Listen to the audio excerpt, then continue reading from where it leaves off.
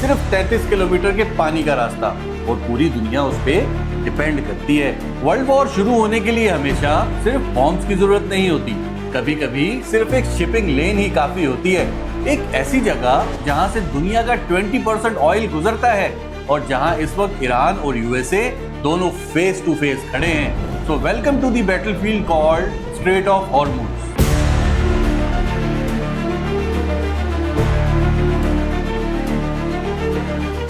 अब जरा map imagine करें, मिडिल ईस्ट का गल्फ रीजन, एक तरफ ईरान, दूसरी तरफ ओमान एंड यूएई और बीच में सिर्फ 33 किलोमीटर वाइड पानी का रास्ता। यही है स्ट्रेट ऑफ हॉर्मुज। ये पर्शियन गल्फ को अरेबियन सी से कनेक्ट करता है और पर्शियन गल्फ के अंदर कौन है? Saudi Arabia, UAE, Kuwait, Qatar, Iraq और ईरान, यानी दुनिया के सबसे बड़े ऑयल प्रोड्यूसर्स। और इनका ऑयल दुनिया तक जाता कैसे है?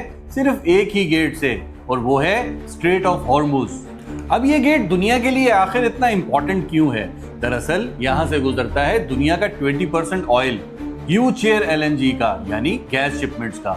हर दिन अप्रोक्सीमेटली 20 मिलियन बैरल्स यहाँ से गुजरते हैं, मतलब हर 5 में से 1 बैरल ऑयल इस नैरो पैसेज से गुजरता है। इसलिए इसे कहते हैं world's most important choke point. अगर ये बंद हो जाए तो ग्लोबल सप्लाई चेन हिल जाती है, शिपिंग इंश्योरेंस बढ़ जाती है, फर्टिलाइजर, गैस, पेट्रोकेमिकल्स सभी इफेक्ट होते हैं। ये सिर्फ ऑयल का इशू नहीं, ये ग्लोबल इकोनॉमी की हार्ट बीट है। अब ईरान न्यूक्लियर बॉम्ब से ज्यादा किस चीज पे रिलाय करता है? ज्योग्राफिकली ईरान स्ट्रेट के नॉर्थ पे बैठा है और उसके पास हैं missiles, naval mines, fast attack boats, anti ship missiles और ड्रोन्स। यानी अगर ईरान चाहे तो वो स्ट्रेट को फिजिकली कैप्चर नहीं करेगा, बस शिप्स को अनसेफ बना देगा। और शिपिंग इंडस्ट्री का एक बहुत सिंपल रूल है, अगर जरा सा भी रिस्क एग्जिस्ट करता है तो नो शिप्स नो मूवमेंट। और यही है ईरान का इकोनॉमिक न्यूक्लियर बटन।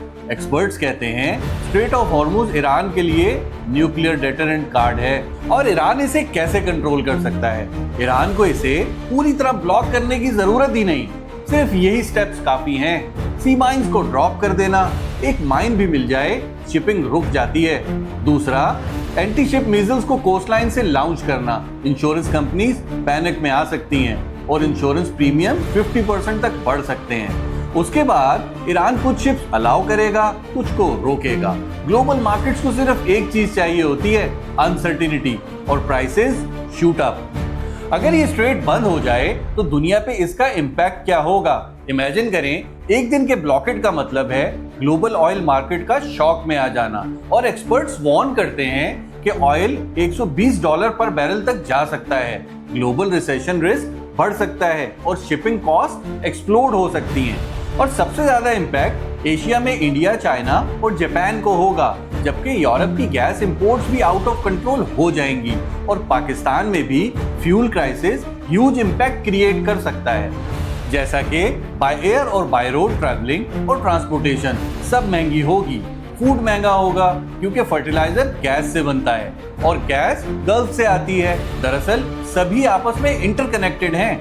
अब जरा समझते हैं कि यूएसए इस हॉर्मुज को लेके इतना कंसर्न क्यों है और यूएसए गल्फ में नेवी क्यों रखता है। यूएसए नेवी का मिशन है स्ट्रेट को हमेशा ओपन रखना, क्योंकि अगर ये बंद हुआ ग्लोबल इकोनॉमी क्रैश हो सकती है। इसलिए गल्फ रीजन में डिकेड से टेंशन चल रही है। अब बात करते हैं करंट सिचुएशन की कि आखिर चल क्या रहा है। रीसेंट वॉर ने स्ट्रेट को वर्ल्ड हेडलाइंस बना दिया। रीसेंट रिपोर्ट्स के मुताबिक शिपिंग्स डिस्टर्ब हुई, ऑयल प्राइसेस स्पाइक हुए, ईरान पर एक्विजिशंस लगे कि स्ट्रेट को वेपनाइज किया। और कुछ दिनों पहले सिचुएशन इतनी टेंस हो गई थी कि शिपिंग ट्रैफिक शार्पली ड्रॉप हो गया, मार्केट्स पैनिक मोड में चली गई। वॉर ने प्रूव कर दिया मॉडर्न दुनिया अभी भी चोक पॉइंट्स पर डिपेंड करती है। और सबसे रीसेंट अपडेट, ईरान ने अनाउंस किया straight is completely open for shipping. Oil prices suddenly गिर गई और मार्केट रिकवर करने लगी। लेकिन यूएसए की कुछ इलॉजिकल इंटरप्शंस की वजह से ईरान ने स्ट्रेट को फिर क्लोज कर दिया।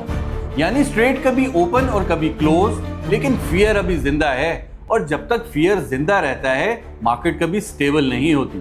स्ट्रेट ऑफ हॉर्मुज दुनिया के लिए एक पावरफुल रिमाइंडर है। दुनिया सुपर मॉडर्न हो सकती है, एआई, सैटेलाइट्स, इंटरनेट, लेकिन ग्लोबल इकोनॉमी अभी भी ज्योग्राफिकल कैद में है।